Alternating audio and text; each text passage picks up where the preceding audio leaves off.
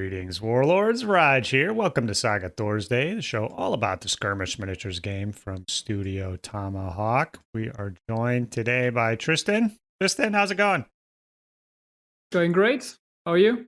Good. Glad to see you. So you have joined us for this kind of monthly episode. The first one without Monty here. We will miss him, but you graciously stepped up to assist and kind of agree to be a semi-regular face here on Saga Thursday. So thanks for doing that. Thanks for stepping up. Yeah, sure. Excited for doing that. I don't know if I can step into these big footsteps, but well, we'll see.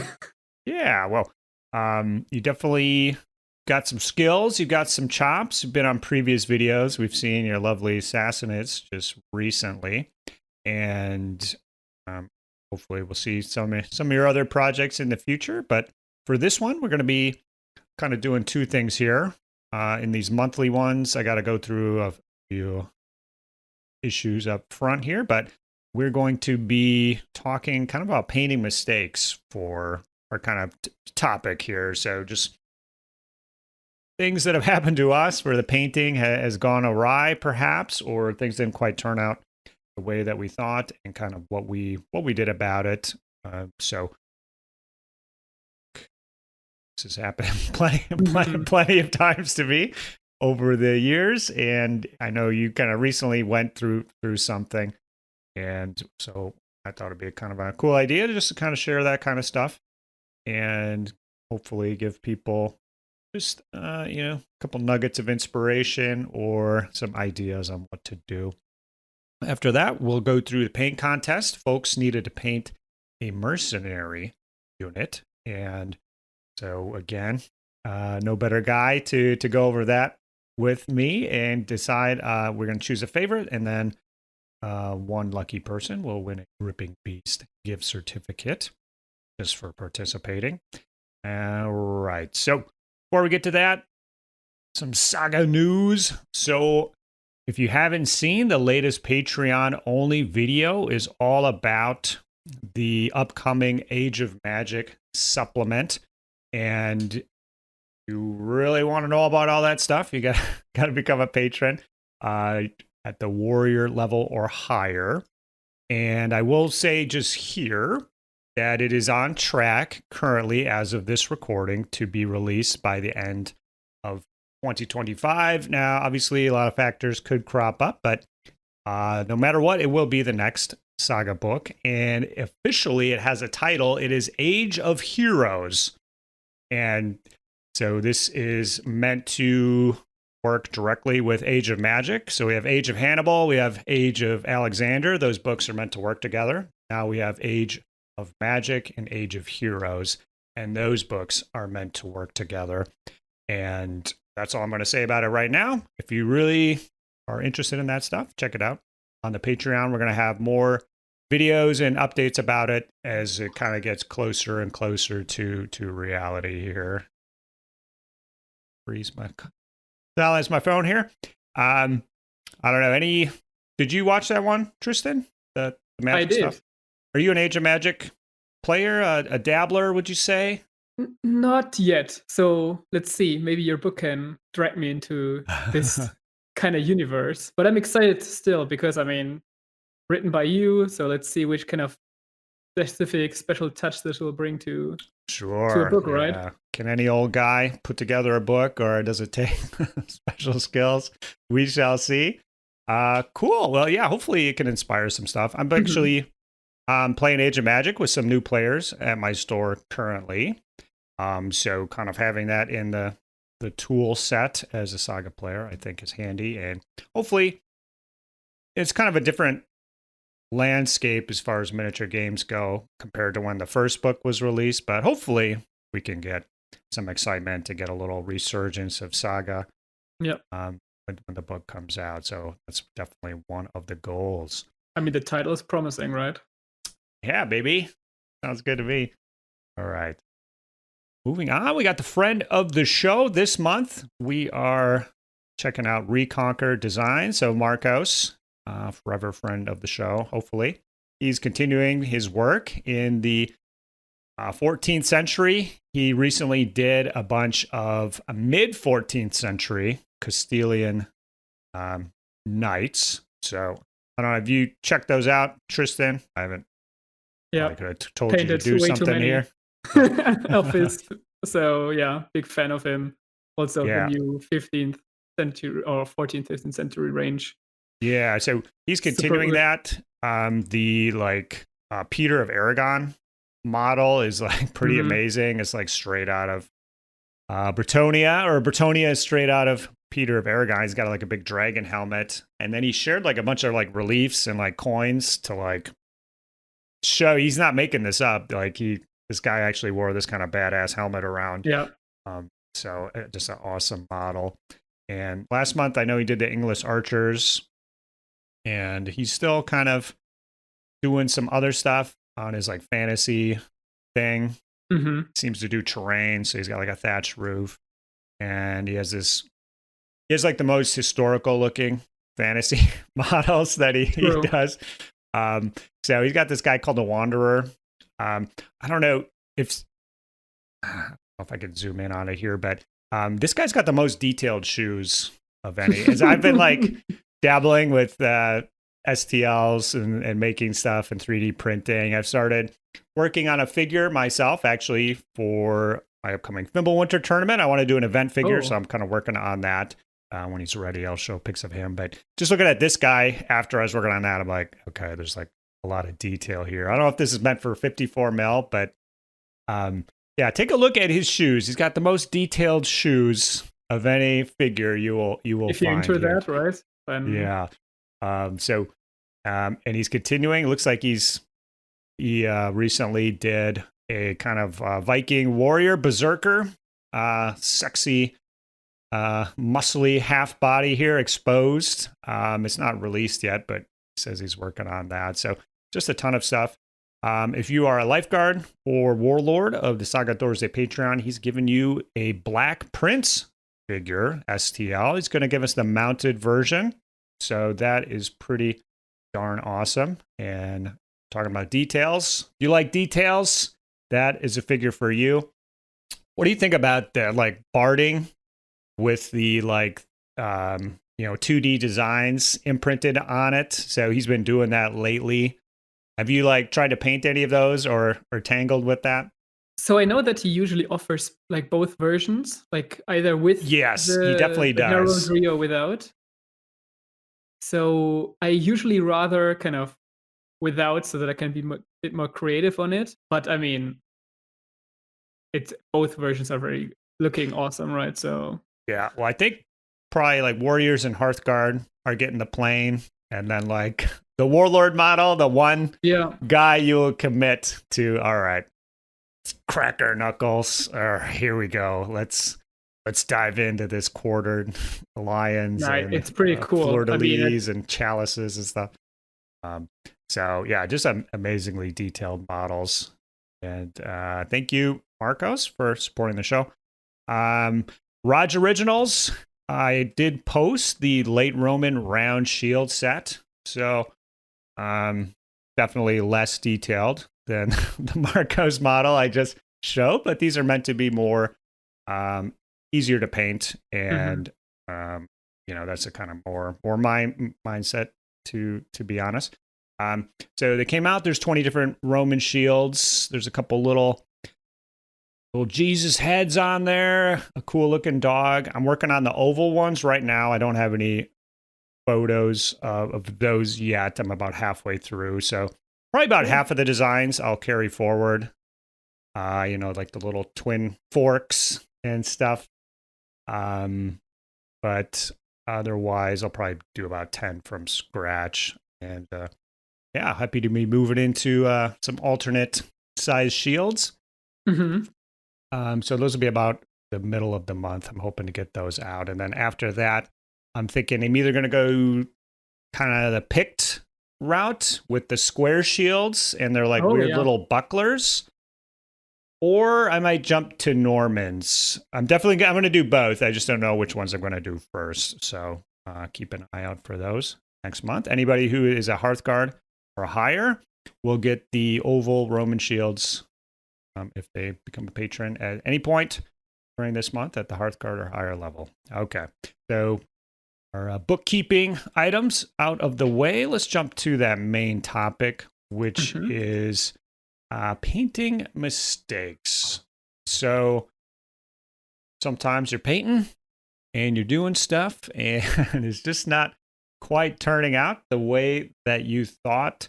And I thought maybe you could just speak first just about the most recent thing with the horses here. And you kind of posted a horse. True. But so, I guess it's kind of a good topic, right? When you invite kind of a German to the show, that it's about complaining and so on, because that's what we can do. So okay, German national skill there. True, exactly. Okay, no, but I think I shared it some weeks ago that I think I was painting horses and I tried kind of a new method there.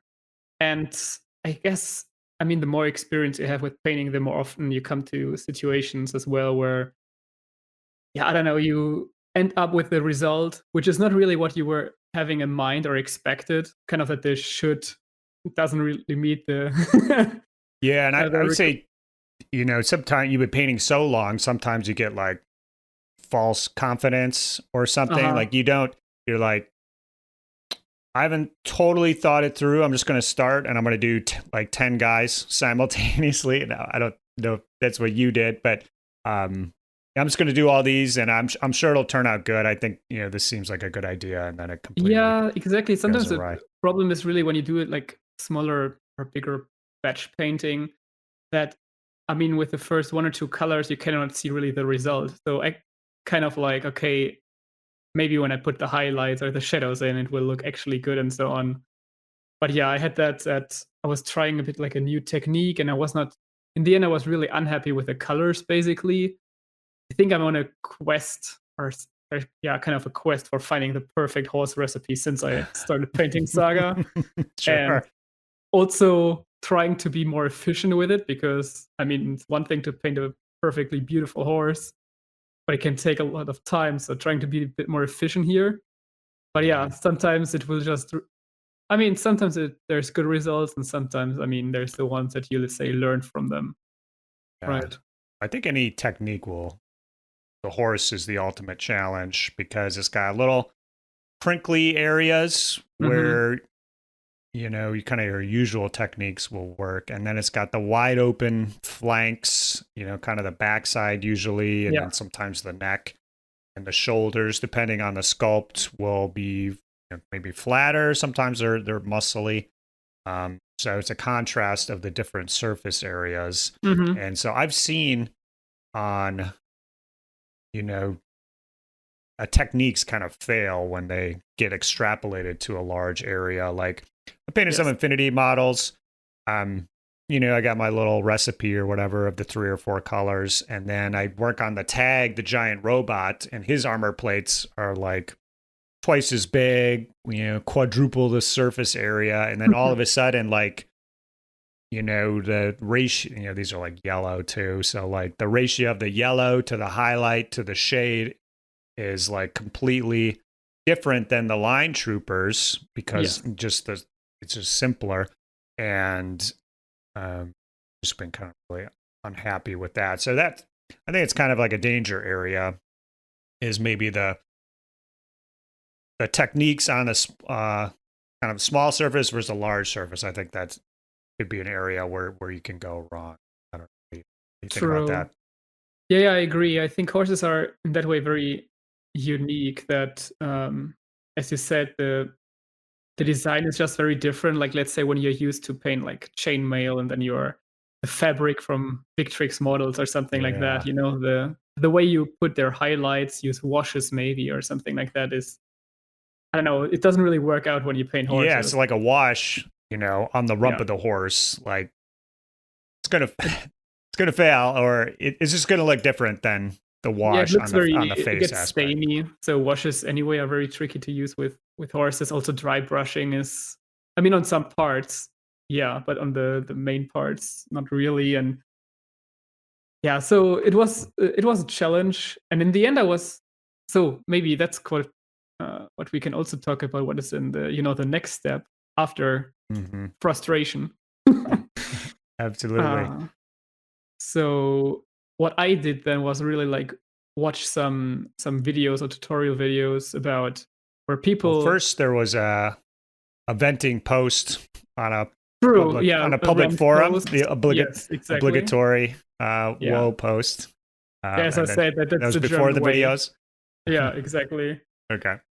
So, but it's also a bit, like just sharing this kind of experience, because I think it's in that form also valuable that, I don't know, when you open up, I don't know, Instagram or something like that, and you see all these beautiful paint jobs all the time, but you don't really see the ones where, I don't know, the ones that failed, or where people were like, just no, that doesn't look good.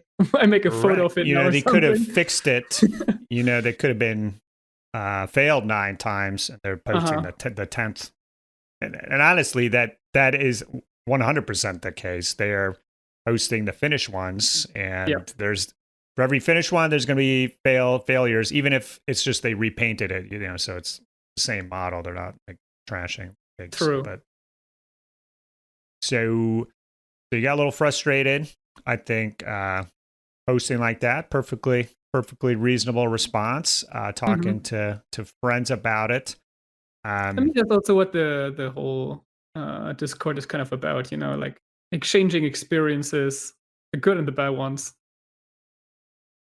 So you went back, and when you were looking for like, you said you started watching some videos or whatever. Like, what specifically were you like searching or looking for there?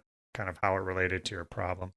Yeah, so it's actually was quite tricky, because I felt like, so when you go on, I don't know, YouTube or wherever, and look for, I don't know, paint tutorials, I mean, you find a lot of them, obviously. You find, 90% of them are like Space Marines or 40K stuff, obviously. And sometimes the techniques you can sometimes also use for historicals. But Space Marine technique might actually, kind of like we said with the wide open spaces, a horse's ass is kind of similarly curved to a Space Marine shoulder pad in some ways, perhaps. Yeah, true. No, but so horses actually, there's some horse paint job tutorials, videos, but there was one which was really, I think it was for 54 millimeters, so it was, the scale was a bit different and so on. And it was way too detailed. So it was like no way that I can do that like for army painting or something like that. But just like the approach, how the person set the lights and the choice of colors, it gave me kind of a, let's say, instruction, okay, with which colors to start again, and to just not think that much about it and really just try again. And that really helped me in that specific example. So it's sometimes tricky to find the right videos that really help, because for each level, I would say there's a video out there. And I try to, look for people that paint way, way better than me, and kind of learn a bit from it each time I watch it. That's true, yeah. So with YouTube, definitely there's a lot of information out there. I would say you definitely, they're half tutorials, they're half entertainment, I would say. So keep that in mind. I would say, are these guys painting a single figure? Or like us, we're painting 8, 12, 16, 20 horses to their one. So always keep that in mind. Try to gauge, kind of the level there. You can always paint something better, but it takes 25 hours to paint a single horse. Is it applicable to what you're doing? So cool. So you got a little inspiration. Now, would you say you were inspired, or you like picked up like a technique actually from those videos that you were able to? Did you redo the horses, or did you paint a separate? So horse? I have like 20 horses or something on the table at the moment, or had. So I think the first ones that failed were like 3. So where I was not really happy, or 4. So I did not went over those yet. I tried to kind of fix them with a bit of glazing and so on, to kind of, because I could change a little the color. but yeah, I painted completely from scratch, like new horses. So Okay. I need to think if I really want to use those others or I just paint more. I don't know. Wow. Yeah, we'll see. I mean, definitely in the melange of mounted army, and you've got it's just a 4-man Hearthguard unit that's mounted. Everybody's on foot. You set them aside. But if you definitely got 16 or 20 or 30 horses for some epic mounted warband, just having some that looked slightly different there is that is probably also good. true. I think it's probably we are always way more critical with our own miniatures than we are with others. 100%. So like we know all the mistakes with them, what others do not really see them and just see the whole picture. So that's also something to keep in mind, I think. Right. Well, glad that you were able to resolve that. So I'll speak specifically. I also had a horse related catastrophe. No, maybe the horses are the problem, you know? Well, we know, we're giving special attention to horses here because, like I said, it's a special challenge. So my issue was on my Numidian horses for my Carthaginian warband.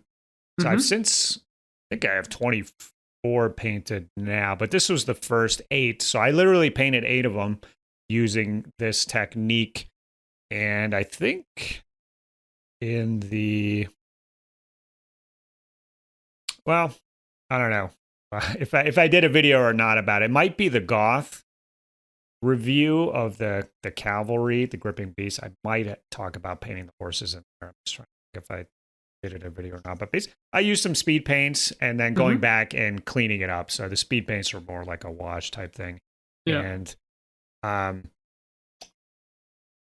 once I thought they looked good initially, but then once I got them out on the tabletop, so this is a key step, is to, once I put them under the battlefield lighting conditions, and actually my basement has some harsh fluorescent battlefield light, and then once I was looking at them 3 or 4 feet away, and especially from an upward angle to 45 degrees. So it's not only when you're painting a figure, you got to think about the 3 or 4 feet. Think about the angle of you're coming at least 45, maybe even more with your Jai. I guess depends how tall you are, right? But so what the issue was on those was the rumps again were the issue, the wide open space.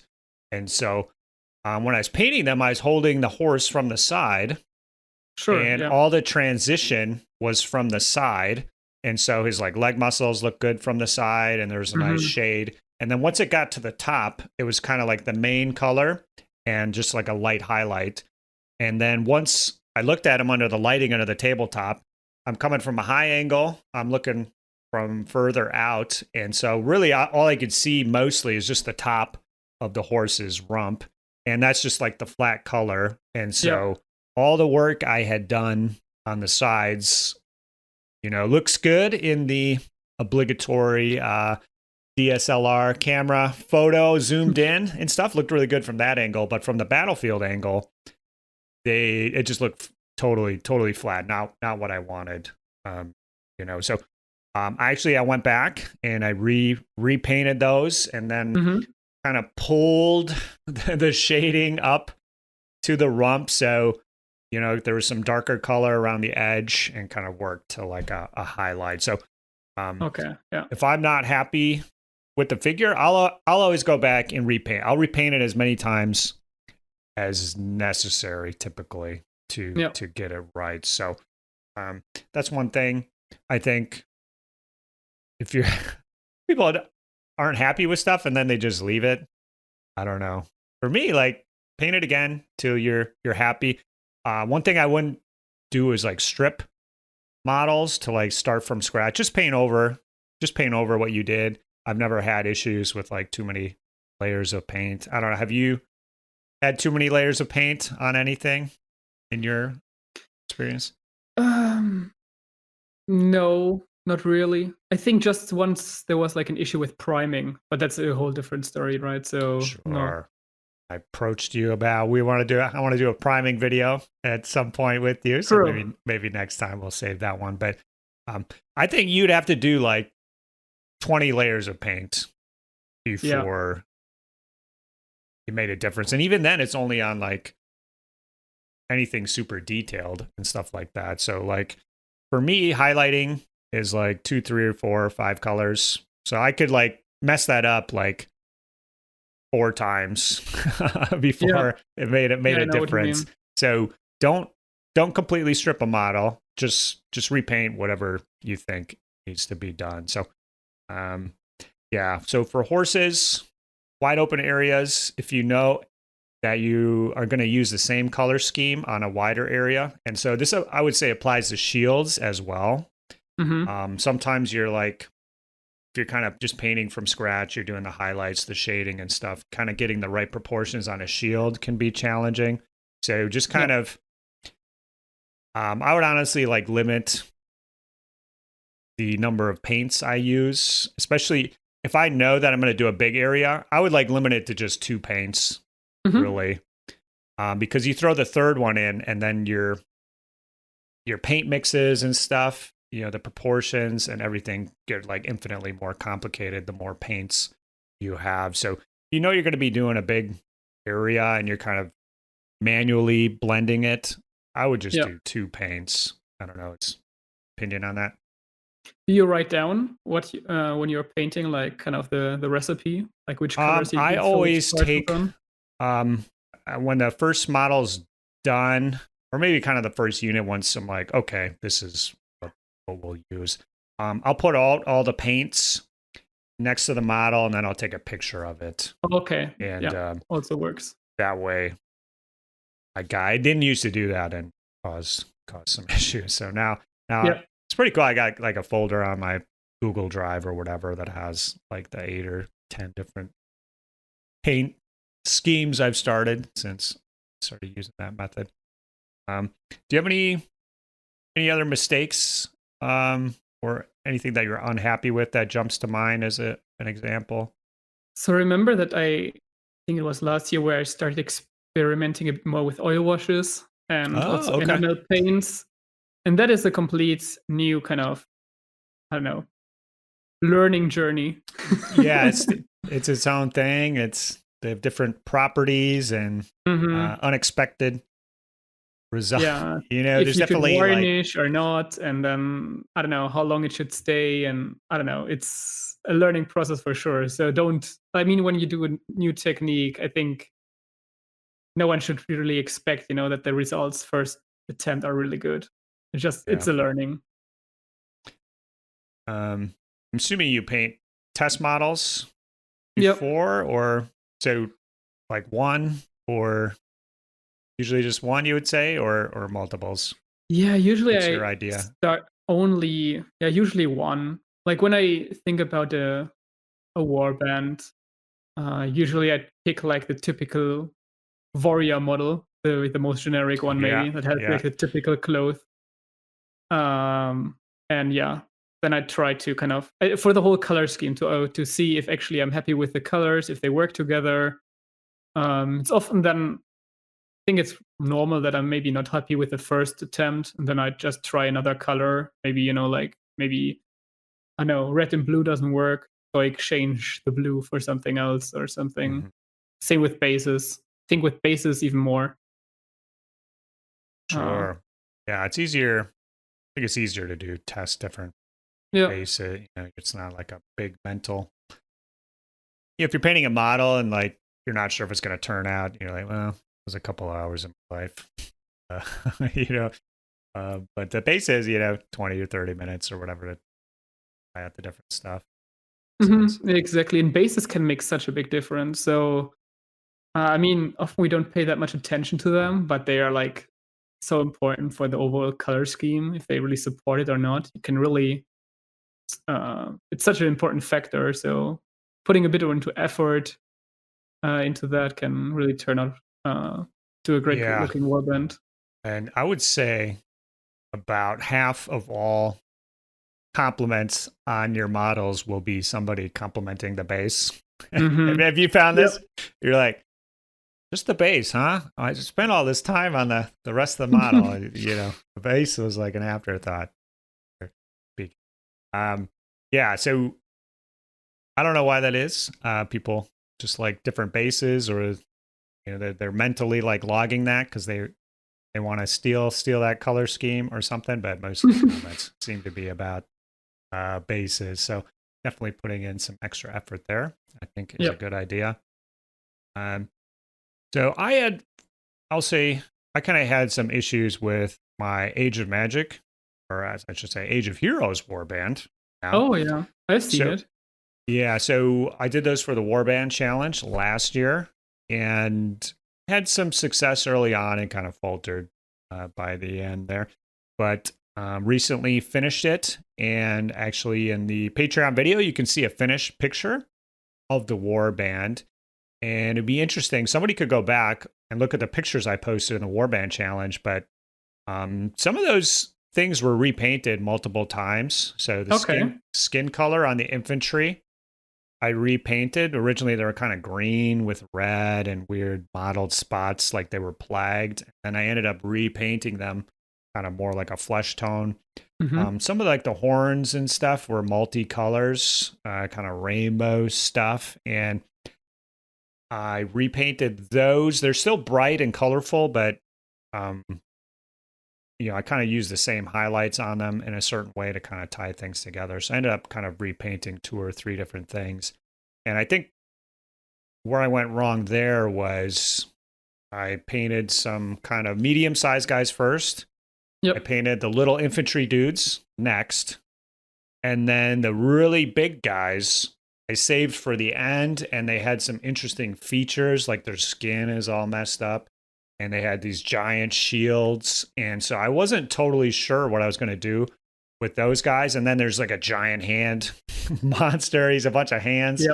And so, I was locking in my color scheme kind of early on with the painting that I did when I wasn't even sure how the other stuff was going to look and how it would be kind of tied together in the end. So I ended up, instead of doing kind of a green-red skin on those guys, I did the kind of more normal kind of skin color. And then I went back and tied the infantry guys in with that skin color. So that was kind of a mistake. If I, what I should have done was maybe done a test model of the big guys, test model of the medium, a test model of the small, kind of see how they look together. They're different kind of sculpts and styles. And so, I wanted them to look all cohesive, kind of like the old Warhammer times where you just have a really limited palette kind of with everything. So that was kind of a mistake, and I went back and fixed it. But if I potentially, if we're thinking about Saga or something like that, paint up a Hearthguard, paint up a Levy, maybe paint up a Warrior, and kind of see, well, how am I going to do it differently? How am I going to kind of make it cohesive? That's kind of struggle. What colors are you going to use? Maybe the Levy can be more bland. The Hearthguard will be really fancy, but then do they look like they're part of the same war band? So I think that might be a technique one could use to avoid having to redo some stuff. What do you think? No, that's 100%. So, I mean, it's normal, I think, that during a project that there's some development, that you may not have thought about at the beginning. But yeah, I think it's good that you also in the end, when you have like the whole picture of the warband, and kind of realize, hey, maybe this one color doesn't really work out, or I would like exchange it. And it's usually not that time consuming to do it, and really helps that you're in the end really happy with the final result. And I mean, I've seen it now, so I cannot see any mistakes there, and pretty good results. So yeah. Yeah, thanks. Yeah, that's a good point. Even just kind of like one color can be off. I've had the early Heathens, I used kind of like a purpley pinkish red for everything to start with. And I was like, probably did a couple of units worth. And I'm like, you know what? It's like pink, purple. Like that doesn't look red. I'm going to redo. So I went back and like redid all the reds on those just to make it like a traditional red. I think all I did was like an orange wash maybe over it, or like a yellow wash or a red wash or something. And that was enough. And they don't match perfectly the latest red guys, but whatever, for historicals, these guys got a different batch out of Constantinople, using different dyes or something, right?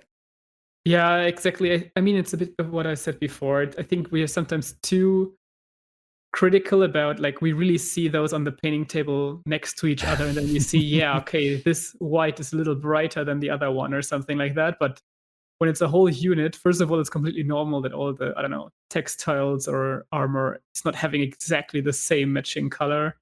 And second of all, I think you will not even spot that when you look at the whole unit or the whole warband. Yeah. I'm definitely with the Heathens as I've gone along. I've completely changed how I've done like the leather on them and started using some pro acryl paints. So it's like different blues than they were before and stuff. But yeah, they're very common in the US, right? Pro acryl. Yeah, they're easy to get. So I'm looking at some right now. I know they're slightly different than the first ones, but if you kind of embrace that and everything's slightly different, then it all kind of matches in its own slightly different way. Yep. Okay. I do have one more example to go through. Do you have anything else that jumps to mind for your experience or anything you want to mention? No, go ahead. Like maybe something pops up into my mind. Okay. But yeah, This one will probably, I've talked about this before, but for me, this one's more for me personally, and that is kind of warm and cold, light and shadow. So I was painting my Carthaginians again, and I was having white armor. They're like whatever that armor that is. It's like linen armor. It has a name, but I can't think of it right now. It's like the breastplate with like the little little rectangles kind of hanging below their waist. And so I painted up white, and to me, it just didn't look right. And for me, the solution is always to add a little extra color in the shadows or the highlights. So I ended up kind of using like a red wash in the nooks and the crannies to kind of give it like a warm shadow. And that was like the fix for me. I always need like an extra color for my purpose. But if you find you painted up something and you've did all the techniques properly and something's missing, kind of adding like a slight dark blue, a dark green, a dark purple, a dark red to the shadows might make it pop or give you that extra contrast that you didn't realize you were missing it in your life. And on the flip side, I've actually, on the Bright Age Warriors, for highlights, I've kind of done the opposite, where it wasn't quite jiving. So I've added bright yellow to the highlights for many of the colors. So it's kind of the same thing, just adding like a warm yellow tone to the highlight. And then I'm like, oh, okay, that's like what was needed there. So not a painting mistake, but something to think about. And I had similar learning. I think actually when I painted the Sassanids, it's a bit what you mentioned when you were talking about when you were painting horses. So the perspective basically on the battlefield. And I realized that when I was usually I did not paint with much contrast because it was not really necessary when you are like looking it up close. But I realized more and more that you need to just have more highlights, stronger highlights and so on, darker shadows. Yes. So I really try to push that a bit more because I feel like in the end on the battlefield, it just looks better. You don't see these, I don't know, tiny transitions, I don't know, that everything needs to be perfectly glazed together or something. You do not see that anyway, at least when you just see the whole warband. So pushing highlights, that really makes the warband usually stand out way more. Yeah, that's a great point. So, I'm kind of talking about the tone, cold and warm, but it might just be do one more highlight. And I talked to like Zach locally, my local battle report buddy. I constantly trying to get him to, looks good. Let's do one more highlight, buddy. And I think we'll be at the place where you want to be. So yeah, I would say almost you really can't go wrong. Almost, you could highlight anything that's done. You could just highlight it again, and you're probably not going to go wrong. Only like 0.1% of models will be completely ruined by that extra highlight. So, I agree. If you can summon the fortitude, and honestly, that final highlight goes so quick. It's the fastest step. It's the fastest thing you're going to do. So I would consider that. You could also similarly, on the flip side, go back and pump up the shadows and the highlights and kind of do like a black or dark, like the dark blue or green or whatever I said, dark brown in the cracks, really load it up and really pump those dark cracks. And, so sometimes that would be the solution. Sometimes the extra highlight. Most times I would say if you do both, something that looked decent before will just pop on the battlefield. So maybe not a mistake, but something that you can try out if it's not quite looking the way that you want out there on the tabletop. So great point there. Right. Well, I think we covered kind of the things that I wanted. So it sounds like we covered everything you had in mind when we thought of this topic. Okay. Yeah. Hopefully you folks found something useful there. But let's move on to part of the show, which is the paint contest. So we are going to pop over to the Discord. It's in the paint contest section. We're going to kind of look at these lives, kind of spitball our responses live here, and then we will decide which one is our favorite, and then I'll do the drawing for the random winner. Yep. Me click the right buttons here. Let's see. Set it up right where? Come on, where are you? So here.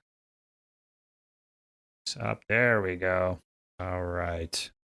Theoden's beautiful face here. So the theme for this one was things off to the side. It's distracting. Just gonna hide it. Just gonna trust. Let's record.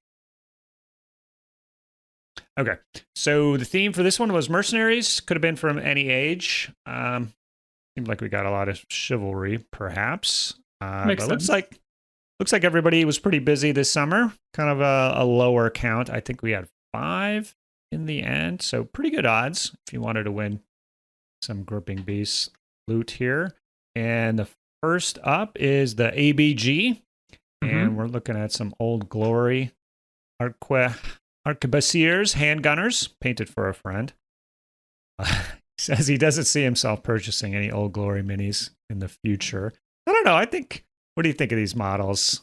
Maybe a little janked in the face. First of all, I think they have their own charm. Like I'm very used to paint, like resin and so on, but I know that there's many people that exactly like this kind of old school style of miniatures, and I completely admit that they have their charm. So from the 4-foot range, right? Yeah. Exactly. No, they look actually pretty cool. That's pretty cool. This dude with the red helmet, it looks like he's kind of got like almost like a shotgun, like he's opening the breech to like insert another 2 rounds. So yeah, I think the basing is done well. I like the colors. I think this would look good from the 3 or 4 foot away for the contest. Yeah, exactly. Obviously, I mean, they look. The choice of colors is pretty good because, like, you have the red and blue, which are usually like super strong colors, right? But he doesn't use it on every model. So it's like here and there blue, here and there red, which doesn't make it too like cartoony, let's say, if you would use it on every model like that extreme. So that way actually looks quite good, I think, as a unit. They look pretty natural. They kind of have like natural pant colors, natural sleeves. So like every guy looks like is pretty deliberate, has one pop of the blue or the red. Yeah. By design there. So yeah, great way to paint your figures if you're not sure how to kind of maintain a color scheme or a theme in these ancient or medieval times where we didn't quite have uniforms. I like the split helmet here. Totally extra work for Oh yeah. I mean, it looks good. Obviously, it'd be quicker to just paint it blue or paint it white. But I like that split. Probably, might regret saying this, but I think my Chivalry Warband, I think I'll have some kind of split color scheme like that. I think that's kind of unique and interesting. And feels... and it was a thing, right? That there's like these helmets where like in 2 colors. Like it's it's rare probably, but it's actually was a thing. Yeah, it feels very medievally to me to kind of have like a blue pant leg and a red pant leg or something like that. So I'm gonna try to kind of incorporate that into my Chivalry Warband, whenever that gets done, because I think it just looks medievally to me. All right. Next up, we got Matthias. He's using the Gallo Glass Reconquer Designs, and these guys are pretty badass. These would make good pagan peoples models, I would say, as well. They kind of look old school, right? Yeah, like it's I mean, I'm a bit biased here because it's, well, first of all, Reconquer Designs, but also he uses them as Gallo Glass, and I'm doing exactly the same thing. So I think they look perfect with the chainmail, those big axes. Perfect fit for Gallo Glass. Yeah, they got like these big... It's like a sword thing. Oh yeah, some got the axes and like a falx or something. I think of like the Thracians when I see that, but they probably don't have the monopoly on that style of blade. I'm sure he's looked that up and seen they use. Wouldn't be fun to get hit with that, regardless. Looks cool here. What do you think of the yellow? I mean, it's a striking color, right? So I think, if I'm not mistaken, he has also painted several others of this warband. I think like yellow and red and so on, if I'm not completely mistaken. So I think it's a great combination for sure. And yellow is, I mean, we both know that yellow is a tricky color. So yeah, I think he got away with it. I think it's a good looking yellow. Kind of using the brown tan, probably achieved with a wash maybe initially, but it looks like he's kind of done some highlights manually as well. I think it looks good. I'd be curious to see how the rest of the warband looks. This is a mercenary unit, so you can kind of just go wild with the colors, and do something different. It's one of the coolest things about doing mercenaries, getting a break from the usual color scheme. Exactly. Looks good here. What do you think about the bases? Like, is this... I'm not 100% familiar with the style. Is it just like crowd cover and so on, like these new... Yeah, it looks to me, honestly, like he is started out with like a basing mix. That's what it looks like to me, just based off the number of little rocks and stuff, and it's a very natural looking color. And then he went back and added some tufts and little spongy bits like that. So it's an interesting mix. So for me, like the purple, like flowers or whatever, don't quite, for me personally, jive. So the basing has a very natural look. Like it just looks like those rocks are just those rocks, and then you kind of have like a hobby element. Now I don't think he like painted these; they came like that, but they don't. If you did kind of the classic static grass and the goblin green bases, and kind of more traditional basing methods with flock and painting it and dry brushing it, then flowers and stuff look really, really good with that. So for me personally, that purple flower looks a little out of place, but I think all the rest of the tufts and stuff look good. I mean, what is nice is that he really very well integrated in the whole scenery, right? Like in the in the mat, but also the backdrop or whatever it is. And so it looks very, like the photo itself is already nice. Yeah, it definitely matches the kind of, if I said neoprene mat he has under there. It kind of looks like that. But it does, probably not actually, because it matches so well with like the tree and the like skeleton on the ground there. Oh yeah, and the left, but yeah, great backdrop, great looking models. Very well done. All right, Fool in a Hat, just down the road from Matthias. Found that out the other day.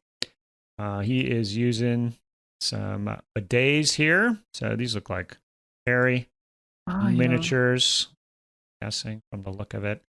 And yeah, we got some white and blue, some yellow and blue once again. And what do you think of these guys?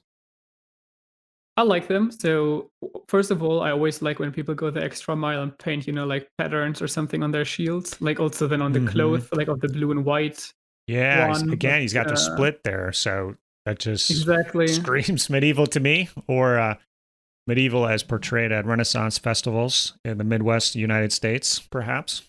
Oh yeah. But then also like I don't know, this beige color which kind of connects them all together, or most of them.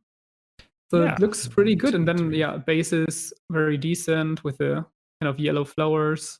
Fits very well. So even though there's a lot of colors actually, like red, the left guy, yellow, blue, white, it doesn't look that chaotic. So it's a bit of what like the bases really bring it together, kind of. Yeah, it really did a good job of incorporating the various colors and making them look like a unified unit.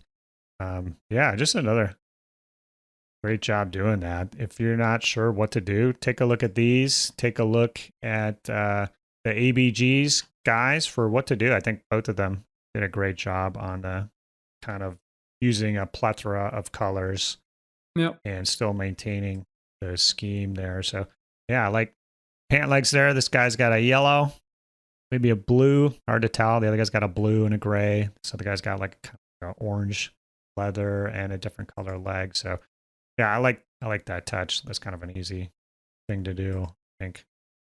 Some character. Right. Moving on, M. Teasdale. Oh, some foreign men at arms, or what is it? Yeah. And these I'm pretty sure are the Perry elastics. So yeah, using the iconic helmets here. These are the chivalry helmets for me. The little beaky mast helmets here.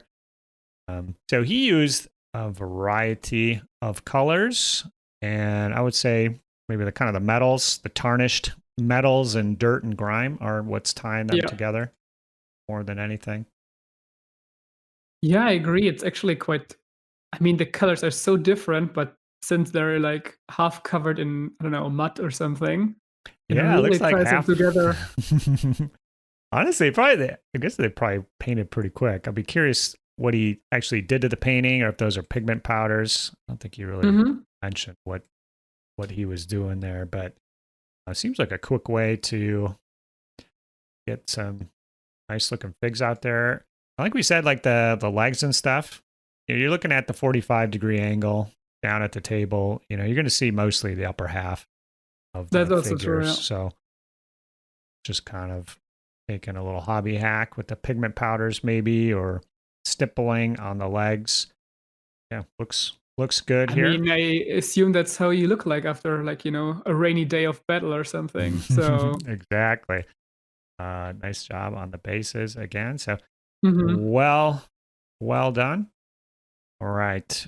Then I think this is the last one. Looks like you made it by the deadline. Always got to double check that last timestamp. Oh, okay, true. But yeah, so he did make it in. Greek 31789 Medbury handgunners. He finds the 107% Y-axis scale, gets them close to parry. So does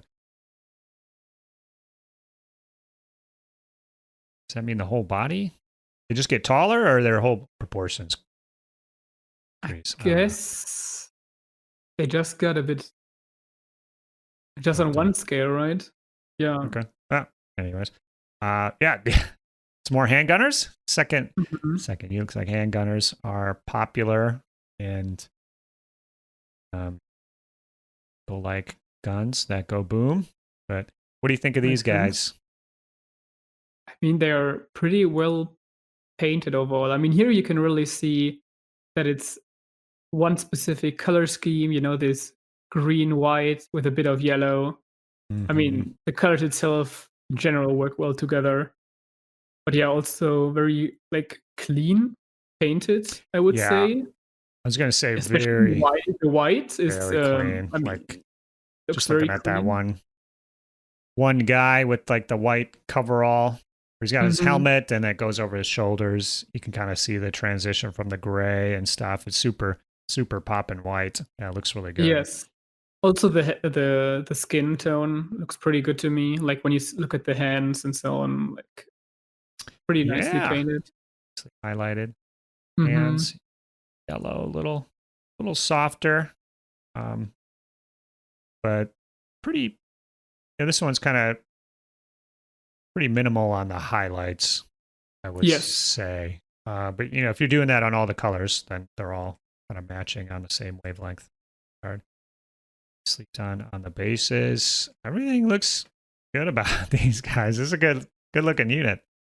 No, I would like to complain about Uh-oh. something, but I just don't find something. Got some No, knights they here look very nice. at the end. Hopefully they can get the shot off, get the activation off on these knights before they're charged down. Good looking unit. Very, very well done. All right, so just 5 this time. What would you say are for you your top 2? Yeah, I mean, first of all, I mean it's nice that there's just 5, so there's just 4 people that will be mad at me, right? Usually we're looking at 10 or 12. I don't know if it's a good summertime or people have to watch the video to know about the contest. So sometimes like the topics, if it's not a popular topic, can kind of be a sleeper contest, but maybe people just didn't want to paint the mercs. But yeah, just 5 this time. So it should be easier than so other times. If I have to come up with like top 2, I would probably come up with the ones from Teasdale, just because of the weathering, also because it's a bit unique, I would say, in the way that not many paint like that rough and weathered figures. So that's I like that together with the bases that match very well. Yeah, definitely different. And then by the let's say the clean paint job, I think the cleanest was probably from Greek. The green, white, yellow that we have seen at last. Yeah. So these are, I would say, are my top 2. How about you? Yeah, for me, I would put in, I do like Teasdale. For me, some of the colors are looking a little flat, like the green guy in particular. Kind of just looks like he's just green. True. Yeah, maybe a very slight highlight. So for me, he's not my favorite due to that. Actually, I'll put Fool in a Hat. I like his colors a little bit more. I can see a little bit more of a contrast on some of those colors. Although, again, it's pretty subtle. So maybe Teasdale's was pretty subtle too. But I just like the color scheme, the basing, and everything about those guys. And then my other one was, the Greek 3179. So 31789. Get all the numbers in there. I think he did confirm that was his birthday. Mistaken. So younger fella, but yeah, nice clean paint job, great basing, great models to choose from, great color scheme. They're individual figures, but they're still their colors are all tied together. So our lists coincide there. So he's going to be our favorite. So send me a message, Greek 31789, and I will get you a Thursday pint glass. And for the other folks here, I will do a random drawing for a Gripping Beast gift certificate, generating for 3 is Fool in a Hat. So drop me a line with your Gripping Beast email address. He might have won before. So anyway, just ping me, just remind me. Experienced painter. Yeah. So can't play if you don't win. Right. So cool, man. That was awesome. And I'll have to think about next year. We got one more contest. 5. Right. So moving left, I think. Just do want to thank Gripping Beast for sponsoring the contest, and just went to the website. Looks like the Saga dice are back in stock. So nice. Those are hard to find. I don't know if just they get it out. I think they kind of like distribute them as well. So hopefully Mhm. they'll proliferate out there in the world. But if you're having trouble getting something, on over to the Gripping Beast website. I think that's probably going to be it for this. Ooh, giant. There's a giant thank you token here. But I want to thank specifically Sean, Patrick, Mitchell, Scott, Britt, DJ, Robin, Damien, Calendon, Cruz, and the rest of the Saga Thursday patrons. Couldn't be doing these extra videos in 2025 without you folks here. Tristan, I believe you are as well, if I'm not mistaken. Yep. So thank you for that. Thank you for volunteering to keep these videos going. Wasn't sure how it was going to work with Monty going. So thanks to folks volunteering. Looks like we'll continue to have those videos. And so definitely want to do it. About the kind folks out there in the Saga universe. If anybody has any painting mistakes that they want to talk about, maybe lessons learned, be curious to hear what going on out there. If we made the wrong decision in the paint contest or any feedback or questions there, let us know. The participants are monitoring the video, so if somebody has a question, they'll check about the figures or a particular paint or something like that. But I think that is going to be it for this one. So, Tristan, thanks again one more time for coming on. And I guess we'll see you hopefully in about 3 months, whenever the next paint contest is kicking off. So that might be November, something like that. I don't know. I'm good with time and calendars. All right. So we are going to check you later, folks. Have a good one. Bye-bye. See ya. Bye. Saga!